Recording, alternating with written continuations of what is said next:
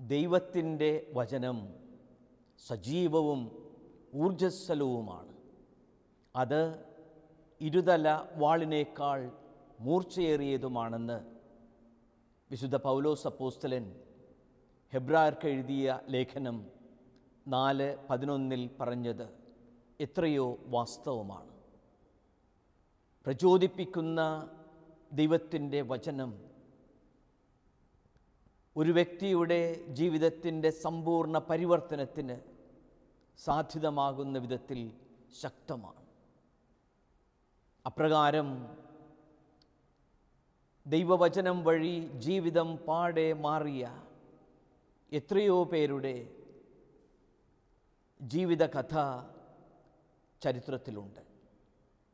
Paris സർവകലാശാലയിൽ തത്വശാസ്ത്ര വിദ്യാർത്ഥിയായിരുന്ന ഒരു 24-കാരൻ Francis Xavier തൻ്റെ സതീർത്ഥ്യനായിരുന്ന ഇഗ്നേഷ്യസ് ലയോളയുടെ ചോദ്യരൂപേണയുള്ള ഒരു വചനം ശ്രവിച്ചപ്പോൾ ആദ്യം തൻ്റെ ജീവിതത്തിൽ ചലനമൊന്നും സൃഷ്ടിച്ചില്ലെങ്കിലും വചനത്തിൻ്റെ ശക്തി ആ മനുഷ്യൻ ജീവിതത്തിൽ തിരിച്ചറിഞ്ഞു. മത്തായിയുടെ സുവിശേഷം 16-ാം അധ്യായം 26-ാം വാക്യം, ഒരുവൻ ലോകം മുഴുവൻ നേടിയാലും തൻ്റെ ആത്മാവ് നഷ്ടപ്പെടുത്തിയാൽ പിന്നെ എന്തു പ്രയോജനം?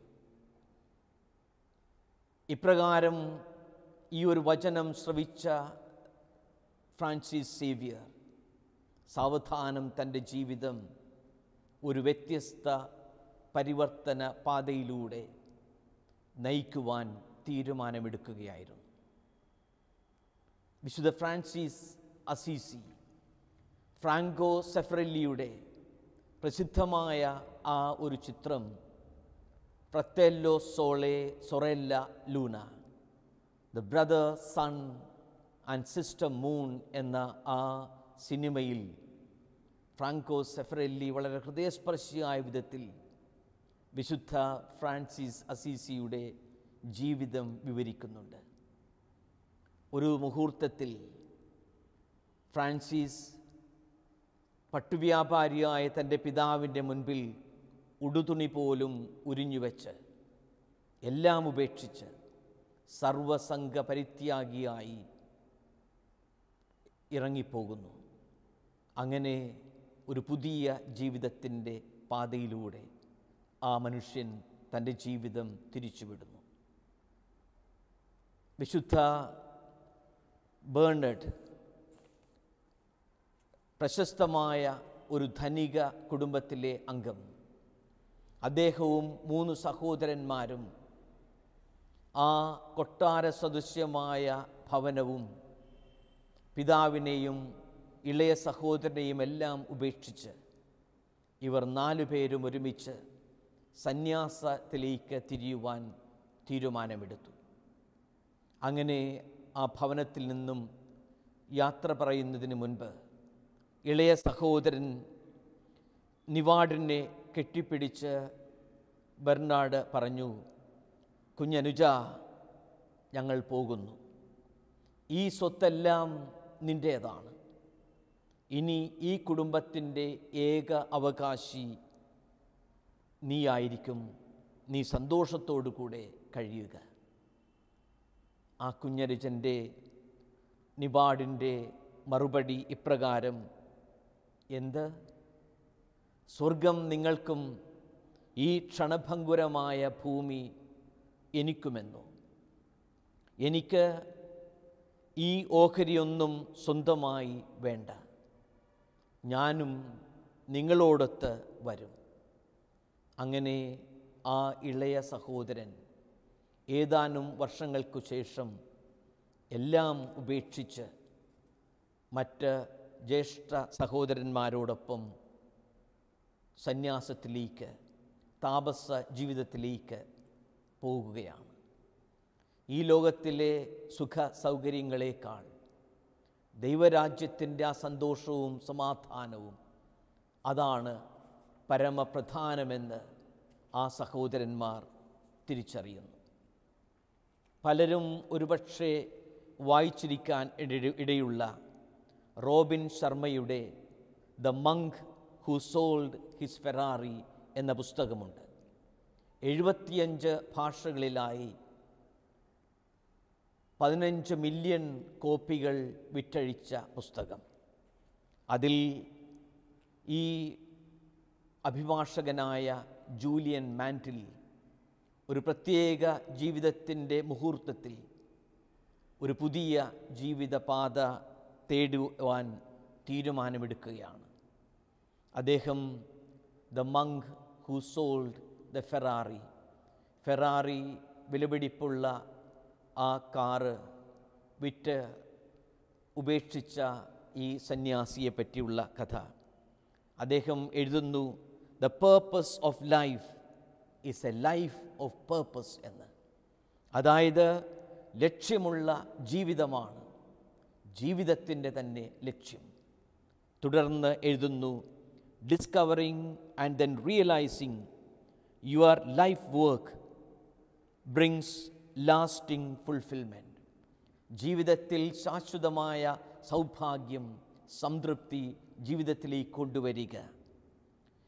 ഓരോരുത്തരുടെയും ജീവിതത്തെപ്പറ്റി യഥാർത്ഥമായ ലക്ഷ്യം കണ്ടുപിടിക്കുകയും ആ കണ്ടുപിടിക്കുന്ന ആ ലക്ഷ്യത്തിനു വേണ്ടി ജീവിതം സമർപ്പിക്കുകയും ചെയ്യുകയാണെന്ന് റോബിൻ ശർമ്മയുടെ the Munk who sold the Ferrari എന്ന പുസ്തകത്തിൽ പ്രത്യേകമായി കുറിക്കുന്നു.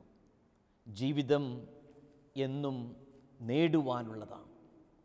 പ്രത്യേകിച്ച് അപ്രകാരം ആ ലക്ഷ്യപ്രാപ്തിക്കു വേണ്ടി വിഘാതമായി നിൽക്കുന്ന ക്ഷണഭംഗുരമായ കാര്യങ്ങൾ ഉപേക്ഷിച്ചുകൊണ്ട് ജീവിതം മുന്നോട്ട് പോകണം. നമുക്ക് വിശുദ്ധ ഫ്രാൻസിസ് സേവ്യറിൻ്റെ ജീവിതത്തിലേക്ക് തന്നെ തിരികെ വരാം. അദ്ദേഹം സ്പെയിനിലെ നവാറയിൽ ഉള്ള വലിയ ഒരു കോട്ട പോലുള്ള റാവിയർ കാസിൽ നിന്ന്, ആ മാളികയിൽ നിന്ന് 19-ാം വയസ്സിൽ യൂണിവേഴ്സിറ്റിയിലേക്ക് പോവുകയാണ്. പാരീസ് യൂണിവേഴ്സിറ്റിയിൽ പഠനത്തിനായി. അമ്മയെയും സഹോദരങ്ങളെയും അങ്ങനെ ആ 19 വയസ്സുകാരൻ ഭവനത്തിൽ നിന്ന് ഉപേക്ഷിച്ച് വീട് വിട്ടിറങ്ങി. പിന്നീട് ഒരിക്കലും ആ മനുഷ്യൻ ഈ റാവിയർ കാസിലേക്ക്, ഈ മാളികയിലേക്ക് തിരിച്ചു വന്നില്ല എന്ന് മാത്രമല്ല, ആ അമ്മയുടെ മുഖം കാണുവാൻ, സഹോദരന്മാരുടെ മുഖം കാണുവാൻ ഒരിക്കലും തിരിച്ചു വരാത്ത ഒരു ജീവിത പ്രേക്ഷിത ദൗത്യത്തിലേക്ക് തിരിച്ചു. അങ്ങനെ ഈ 19 വയസ്സുകാരൻ പാരീസിൽ തത്വശാസ്ത്ര പഠനം തുടങ്ങുന്നു.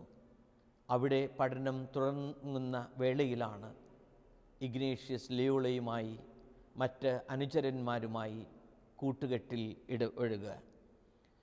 അങ്ങനെ മത്തായിയുടെ സുവിശേഷം 13-ാം അധ്യായം 46-ാം വാക്യത്തിൽ നമ്മെ ഓർപ്പിക്കുന്നത് പോലെ അനർഘമായ ഒരു നിധി സ്വന്തമാക്കുവാൻ മറ്റു പലതും ഉപേക്ഷിച്ചുകൊണ്ട് ഈ നിധിക്ക് വേണ്ടി വ്യാപാരി മറ്റു കാര്യങ്ങൾ ത്യജിക്കുന്നത് പോലെ ഫ്രാൻസിസ് സേവ്യറും തൻ്റെ ജീവിതം ഒരു പുതിയ പന്ഥാവിലേക്ക് തിരിച്ചുവിടുവാൻ തീരുമാനമെടുക്കുന്നു.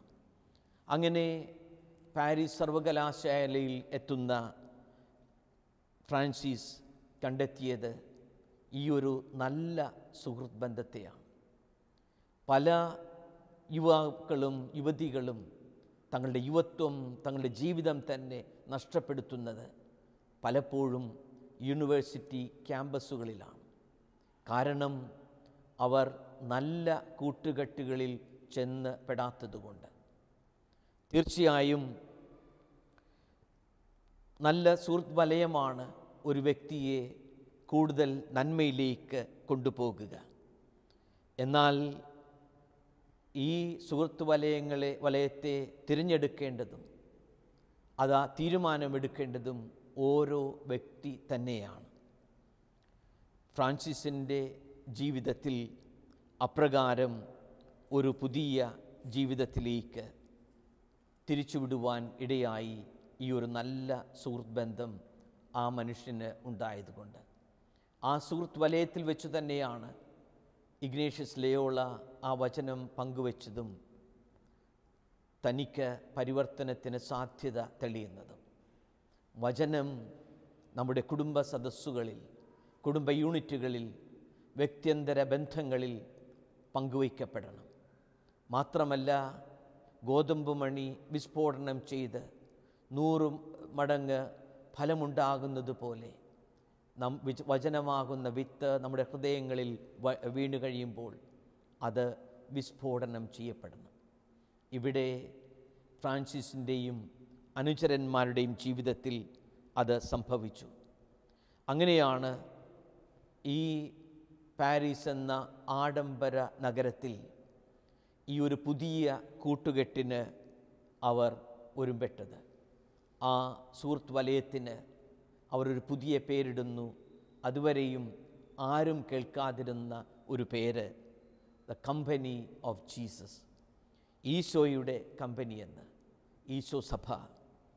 ഈ പുതിയ സമർപ്പണത്തിൽ ഒരുമിച്ച് നിൽക്കുവാൻ വേണ്ടി അവർ ചെയ്തത് എന്താണെന്നോ? അവർ പാരീസ് സർവകലാശാലയുടെ ഈ നഗരത്തിൻ്റെ വെളിയിൽ, ഈ പട്ടണത്തിൻ്റെ മതിലുകൾക്ക് പുറത്തായി അകലെയുണ്ടായിരുന്ന രക്തസാക്ഷികളുടെ മല എന്ന സ്ഥലത്ത് സ്ഥിതി ചെയ്തിരുന്ന ഒരു ബെനഡിക്റ്റൈൻ കോൺവെൻറ്റ് ചാപ്പലിലേക്ക് 1534 ഓഗസ്റ്റ് മാസം 15-ാം തീയതി പരിശുദ്ധ കന്യകാ മാതാവിൻ്റെ സ്വർഗാരോപണ തിരുനാൾ ദിവസം അവർ ആ രക്തസാക്ഷികളുടെ മലയിൽ ചെല്ലുന്നു.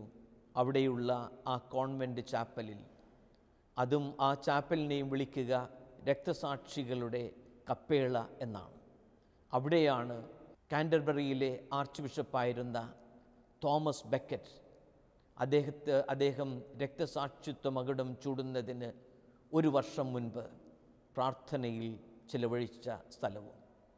അങ്ങനെ ഈ രക്തസാക്ഷികളുടെ കപ്പേളയിൽ അവർ ഒരുമിച്ച് വരികയും പ്രാർത്ഥനയിൽ പുതിയ ഒരു തീരുമാനമെടുക്കുകയും ചെയ്യുന്നു.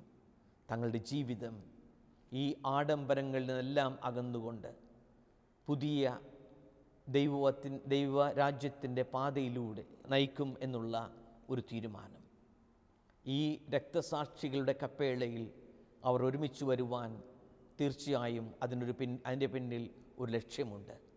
ഇങ്ങനെ വിശുദ്ധരുടെ സഹവാസവും ഈ ഏകാന്തതയിലുള്ള തീരുമാനമെടുക്കലുമൊക്കെയാണ് യഥാർത്ഥത്തിൽ നല്ല ജീവിതത്തിൻ്റെ അടിത്തറ.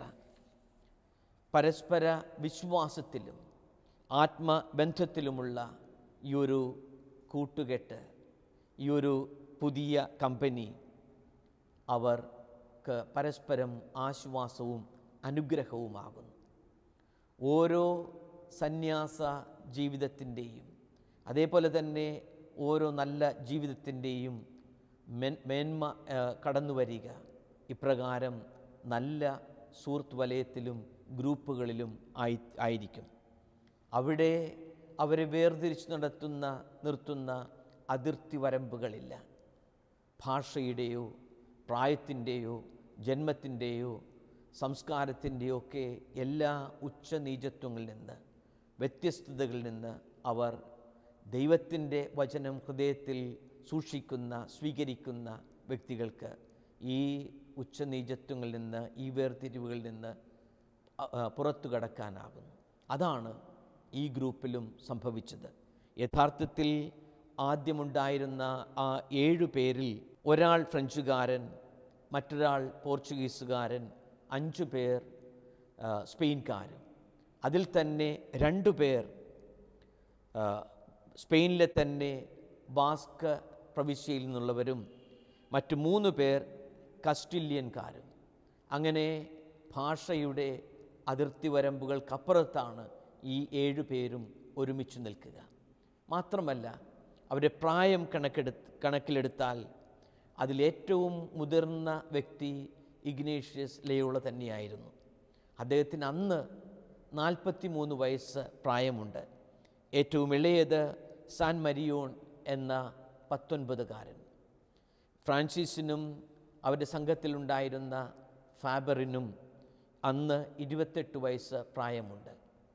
എങ്കിലും ഈ പ്രായത്തിന് എല്ലാം അതീതമായ ഒരു ആത്മബന്ധം ഇവർ തമ്മിൽ സ്ഥാപിക്കുവാൻ തുടങ്ങുന്നു. ഈ ഗ്രൂപ്പിലുണ്ടായിരുന്ന ഏക വൈദികൻ ഫാദർ ഫാബറാണ്. അദ്ദേഹമാണ് ഈ ഗ്രൂപ്പിന് വേണ്ടി വിശുദ്ധ ബലിയർപ്പിക്കുന്നതും കൂദാശ പരികർമ്മങ്ങൾ നടത്തുന്നതുമെല്ലാം. അങ്ങനെ അവർ ഏക മനസ്സോടെ പരസ്പര ധാരണയോടുകൂടെ ജീവിക്കുന്നു. ഈ ഒരു വേർതിരിവുകളില്ലാത്ത പരസ്പര ധാരണയും ഐക്യവും കൂട്ടായ്മയുമുള്ള സമൂഹത്തിലാണ് യഥാർത്ഥത്തിൽ വചനമാകുന്ന വിത്ത് കൂടുതൽ ഫലമണിയുവാൻ സാധ്യത ഒരുക്കുക. രക്തസാക്ഷികളുടെ ആ മലയിൽ അവർ ആ ഓഗസ്റ്റ് 15, 1534 ഒരുമിച്ച് വന്നപ്പോൾ ആ ഗ്രൂപ്പിൽ 7 പേര് മാത്രമേ ഉണ്ടായിരുന്നുള്ളൂവെങ്കിലും സാവധാനം ഈ ഗ്രൂപ്പിൻ്റെ അംഗസംഖ്യ വർദ്ധിച്ചു വരികയാണ്. 1536 നവംബർ മാസം ആയപ്പോഴേക്കും അവർ 7 എന്നുള്ളത് 10 പേരായി വർദ്ധിച്ചു. അങ്ങനെ ഈ 10 പേരും ഒരുമിച്ച് വന്നു. അവർ ഒരു തീരുമാനമെടുക്കുവാൻ, പാരീസിൽ വിട്ട് റോമിലേക്ക് പോകുവാൻ അവർ തീരുമാനമെടുക്കുന്നു. ആ തീരുമാനമെടുക്കുന്ന വിധവും വളരെയേറെ രസാവഹമാണ്. അവരിങ്ങനെ ഒരുമിച്ച് വരും, കുറേയധികം നേരം ഒരുമിച്ചിരുന്ന് പ്രാർത്ഥിക്കും. എന്നിട്ട് ഈ ഒരുമിച്ച് വരവിൻ്റെ ലക്ഷ്യം ആരെങ്കിലും ഒരാൾ വിശുദ്ധീകരിക്കും. അവിടെയുള്ള ഓരോരുത്തരും അതിനോടുള്ള അഭിപ്രായം പ്രകടനം നടത്തും. എന്നിട്ട് വോട്ടിട്ട് തീരുമാനമെടുക്കും. ജനാധിപത്യപരമായ ഒരു തീരുമാനം, അഭിപ്രായ സമന്വയവും തീരുമാനമെടുക്കലും. ഇപ്രകാരം അവർ പാരീസ് സർവകലാശാലയും അവർക്ക് പരിചിതമായ ഈ സാഹചര്യങ്ങളും വിട്ട് അവർ റോമിലേക്ക് പോകുവാൻ തീരുമാനമെടുക്കുന്നു. അങ്ങനെ ഒരു നവംബർ 15-ാം തീയതി മഴ പെയ്യുന്ന ഒരു പ്രഭാതത്തിൽ പാരീസ് പട്ടണം അപ്പോഴും ഉറങ്ങിക്കിടക്കുന്ന അവസരത്തിൽ അവർ കറുത്ത ലോവയും ധരിച്ച് കഴുത്തിൽ ജപമാലയും തൊപ്പിയും ധരിച്ച് ആകെ അത്യാവശ്യം വേണ്ട വസ്ത്രങ്ങളും മറ്റ് സാധനങ്ങളും ഒരു ബാഗിൽ സൂക്ഷിച്ച് അവർ കാൽനടയായി യാത്ര ആരംഭിക്കുന്നു. 50 ദിവസത്തെ യാത്ര കഴിഞ്ഞപ്പോൾ അവരെത്തുന്നത് ഇറ്റലിയിലുള്ള വെനീസിലാണ്. ഈ യാത്രയിൽ ഫ്രഞ്ചുകാരുണ്ട്, സ്പെയിൻകാരുണ്ട്, പോർച്ചുഗീസുകാരുണ്ട്, അങ്ങനെ പല രാജ്യക്കാരുണ്ടെങ്കിലും ഇവരുടെ ഈ യാത്രാ കാലഘട്ടത്തിൽ ഈ രാജ്യങ്ങൾ പരസ്പരം യുദ്ധം പ്രഖ്യാപിച്ച കാലമാണെങ്കിലും ഈ ഒരു ഹൃദയ ഐക്യം ഈ രാജ്യത്തിൻ്റെയും ഭാഷയുടെയും എല്ലാം അതിർത്തി വരമ്പുകൾക്കപ്പുറം അവരെ ഒരുമയിൽ കൂട്ടി യോജിപ്പിച്ചിരുന്നു. അങ്ങനെ അവരുടെ ആദ്യത്തെ പ്രേക്ഷിത യാത്ര സാക്ഷ്യത്തിൻ്റെ ഒരു തീർത്ഥാടനം അവർ നടത്തുന്നു. 50 ദിവസങ്ങൾക്ക് ശേഷം അവർ വെനീസിലെത്തുന്നു. അവിടെ നിന്ന് റോമിലും അവർ വന്നു ചേരുന്നു. റോമിലെത്തി അന്നത്തെ പാപ്പ പോൾ 3-ാമൻ പാപ്പയോട് പ്രത്യേകമായ വിധേയത്വം അവർ സമർപ്പിച്ചതിന് ശേഷം, പ്രഖ്യാപിച്ചതിന് ശേഷം അവർ വിവിധ പ്രേക്ഷിത രംഗങ്ങളിലേക്ക് തിരിയുകയാണ്. അങ്ങനെ പലരും അന്ന് അത്യാവശ്യമുള്ള ശുശ്രൂഷ ജീവിതത്തിലേക്ക് തിരിയുമ്പോഴാണ് അന്നത്തെ പോർച്ചുഗീസ് രാജാവിൽ നിന്നും ഒരു ക്ഷണക്കത്ത് ലഭിക്കുന്നത്. ഭാരതത്തിലേക്ക് മിഷണറിയാകുവാൻ ഈ പുതിയ സഭാ സമൂഹത്തിനെ ക്ഷണിച്ചുകൊണ്ടുള്ള കത്ത്. അവർ ഈ കത്ത് അവിടെ എത്തിച്ചത് അന്നത്തെ പുതിയ പോർച്ചുഗൽ അംബാസഡറായിരുന്ന പെദ്രോ മസ്ക്രീനാസ് ആണ്. അദ്ദേഹം ആണ് ഈ ഒരു ഗ്രൂപ്പുമായി വീണ്ടും ഇന്ത്യയിലേക്ക് യാത്ര ചെയ്യുവാൻ തീരുമാനമെടുത്തിരുന്നത്. അദ്ദേഹം മാർപ്പാപ്പയെ പോൾ മൂന്നാമൻ പാപ്പയെ പോയി കാണുന്നു. അങ്ങനെ പരിശുദ്ധ പിതാവിൻ്റെ അനുമതിയോടുകൂടെ ഈ സംഘത്തിൽ നിന്നും 2 പേർ ഭാരതത്തിലേക്ക് പുതിയ ഒരു പ്രേക്ഷിത ദൗത്യവുമായി പോകുവാൻ തീരുമാനമെടുക്കുന്നു. ഈ പുതിയ സന്യാസ രൂപീകരിച്ചു വരുന്ന പുതിയ സഭയുടെ അംഗങ്ങൾ ഒരുമിച്ച് വന്നു. അവസാനം 2 പേരുടെ പേര് ഈ ഒരു പുതിയ ദൗത്യത്തിനായി തീരുമാനമെടുക്കുന്നു. ഫാദർ റോഡ്രിഗസ്, അതേപോലെ തന്നെ ഫാദർ ബോബദില്ല. ഈ ഫാദർ ബോബദില്ല ആ കാലഘട്ടത്തിൽ തെക്കേ ഇറ്റലിയിലെ നേപ്പിൾസിലാണ് ശുശ്രൂഷ ചെയ്യുന്നത്. ഈ നേപ്പിൾസിൽ നിന്നും അദ്ദേഹം റോമിലേക്ക് വന്നെത്തുമ്പോൾ അദ്ദേഹം പനി പിടിച്ച് അവശനായിത്തീരുന്നു.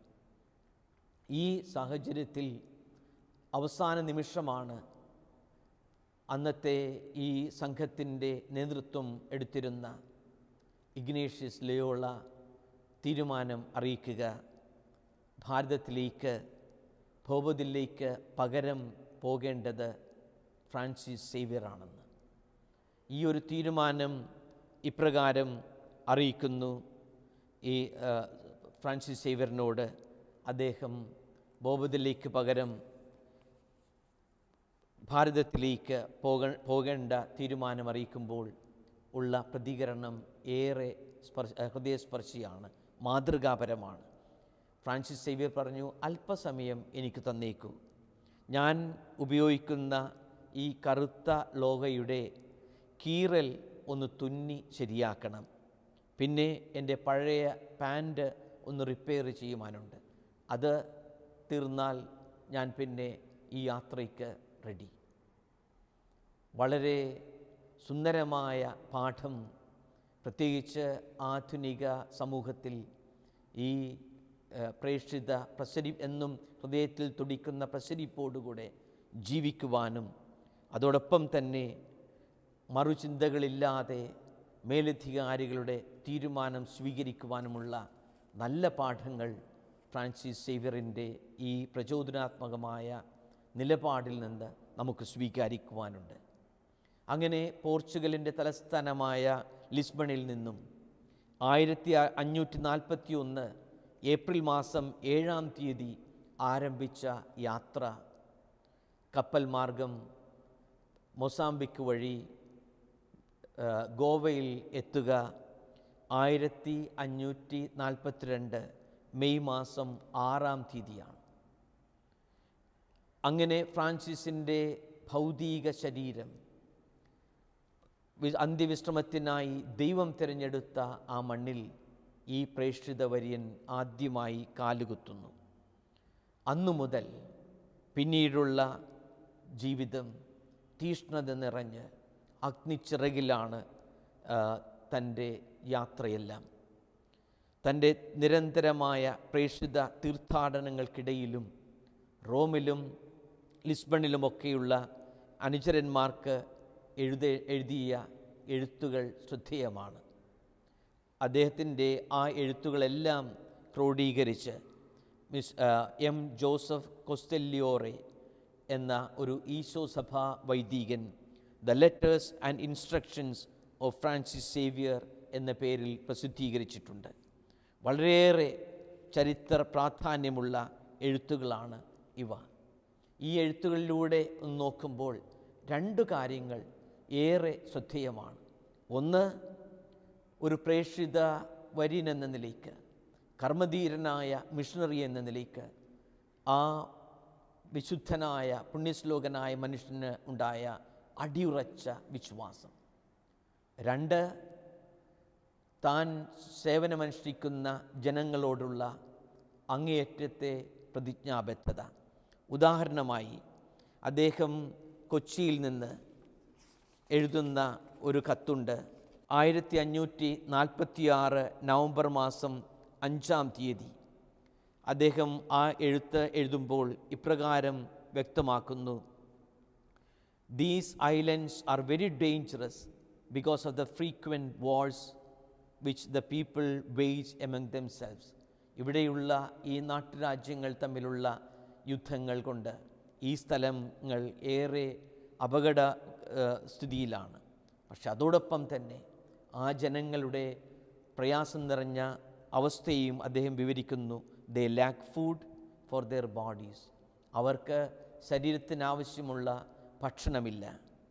അങ്ങനെയുള്ള ഈ കത്തുകളിലൂടെ അദ്ദേഹം ഇവിടുത്തെ ജനങ്ങളുടെ ജീവിതവും പ്രയാസങ്ങളും വ്യക്തമാക്കുന്നുണ്ട്.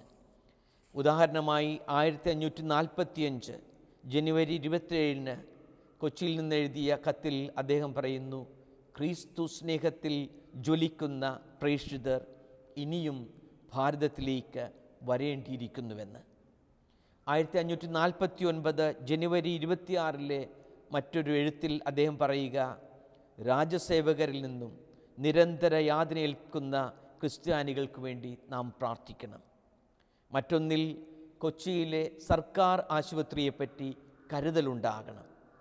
അങ്ങനെ ജനങ്ങളോട് എന്നും കരുണയും കനിവുമുള്ള ഒരു പ്രേക്ഷിതനെയാണ് ഈ കത്തുകളിൽ നാം ദർശിക്കുക.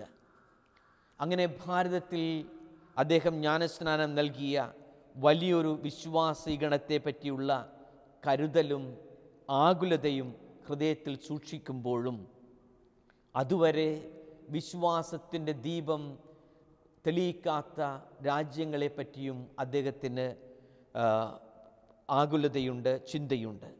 അങ്ങനെ പ്രേക്ഷിത വൃത്തിക്കായി അദ്ദേഹം ജപ്പാനിലേക്കും ഇന്തോനേഷ്യയിലേക്കും യാത്ര ചെയ്ത് സുവിശേഷം പ്രസംഗിച്ച് അനേകരെ ജ്ഞാനസ്നാനപ്പെടുത്തിയ ശേഷം മനസ്സിൽ ആഗ്രഹിച്ചതുപോലെ ചൈനയിലേക്ക് പോകുവാൻ അദ്ദേഹം ഹോങ്കോങ്ങിനടുത്തുള്ള സാൻസിയൻ ദ്വീപിൽ ചെല്ലുന്നു. പക്ഷേ അവിടെ വെച്ച് ടൈഫോയിഡ് ബാധിച്ച് 1552 ഡിസംബർ മാസം 2-ാം തീയതി ആ പ്രേക്ഷിത വര്യൻ്റെ ആത്മാവിനെ ദൈവം സ്വർഗത്തിലേക്ക് തിരികെ വിളിക്കുന്നു. പക്ഷേ ആ ആത്മാവിൽ എരിഞ്ഞ അഗ്നി ഇന്നും കെടാതെ നിൽക്കുകയാണ്. പ്രിയമുള്ളവരെ, ജീവിതത്തിൽ ഒരു ലക്ഷ്യം ഉണ്ടാകണം. ആ ലക്ഷ്യം എന്നും കണ്ടുപിടിക്കുന്നതാണ് ഏറ്റവും വലിയ കരണീയം. ഫ്രാൻസിസ് പാപ്പയുടെ സുവിശേഷത്തിൻ്റെ സന്ദേശത്തിൻ്റെ ആദ്യ വാക്യം, സുവിശേഷത്തിൻ്റെ സന്തോഷം യേശുവിനെ കണ്ടുമുട്ടുന്ന എല്ലാവരുടെയും ഹൃദയങ്ങളിലും മുഴുജീവിതത്തിലും നിറയുന്നു. അവിടുത്തെ രക്ഷ സ്വീകരിക്കുന്നവർ പാപം, ദുഃഖം, ആന്തരിക ശൂന്യത, ഏകാന്തത എന്നിവയിൽ നിന്ന് സ്വതന്ത്രരാക്കപ്പെടുന്നു. യേശുവിനെ സ്വീകരിക്കുവാൻ, യേശുവിൻ്റെ വചനത്തിൽ പ്രചോദിതരാകുവാൻ നമുക്ക് പരിശ്രമിക്കാം. ഒരു നിമിഷം നമുക്ക് പ്രാർത്ഥിക്കാം. സ്നേഹപിതാവായ ദൈവമേ, അങ്ങയുടെ വചനം ഞങ്ങൾക്കെന്നും പ്രചോദനമായി തീരുവാൻ അനുഗ്രഹിക്കണമേ. അങ്ങനെ ആ വചനം വഴി ഞങ്ങളുടെ ജീവിതത്തിൻ്റെ ലക്ഷ്യം കണ്ടെത്തുവാൻ വിശുദ്ധരായ ഫ്രാൻസിസ് സേവ്യറിൻ്റെയും ഫ്രാൻസിസ് അസീസിയുടെയും വിശുദ്ധ ബെർണാഡിൻ്റെയും ഒക്കെ ജീവിതം ഞങ്ങൾക്കും പ്രചോദനമാകണമേ. ഈ വചനത്തിൻ്റെ വിത്ത് ഞങ്ങളുടെ ഹൃദയത്തിൽ 100 മേനി 60 മേനി അങ്ങ് ആഗ്രഹിക്കുന്ന വിധത്തിൽ വിളവ് ഉണ്ടാകുവാൻ, അതോടൊപ്പം തന്നെ ഈ വചനത്തിൻ്റെ ചൈതന്യം മറ്റുള്ളവരിലേക്ക് പകരുവാൻ ഞങ്ങളെയും പ്രേക്ഷിത തീഷ്ണതയാൽ നിറയ്ക്കണമേ. അങ്ങനെ ഇന്ന് സമൂഹത്തിൽ പലരും അഭിമുഖീകരിക്കുന്ന ഏകാന്തത, മറ്റ് അസ്വസ്ഥതകൾ ഈ വചനത്തിൻ്റെ ശക്തിയാൽ അങ്ങയുടെ കൃപയാൽ മാറ്റിയെടുക്കുവാൻ വരമേകണമേ. പ്രിയമുള്ളവരെ, നമ്മുടെ ജീവിതത്തിൽ വചനത്തിന് വലിയ ശക്തിയുണ്ട്. കാരണം അത് ഇരുതല വാളിനേക്കാൾ കരുത്തേറിയതാണ്. ജീവിതത്തിന് ഒരു ലക്ഷ്യമുണ്ടാകട്ടെ. ആ ലക്ഷ്യം നമ്മെ എന്നും അനുഗ്രഹത്തിൻ്റെ അനുഭവത്തിലേക്ക് നീക്കുന്നതാകട്ടെ. ദൈവം നമ്മെ സമൃദ്ധമായി അനുഗ്രഹിക്കട്ടെ.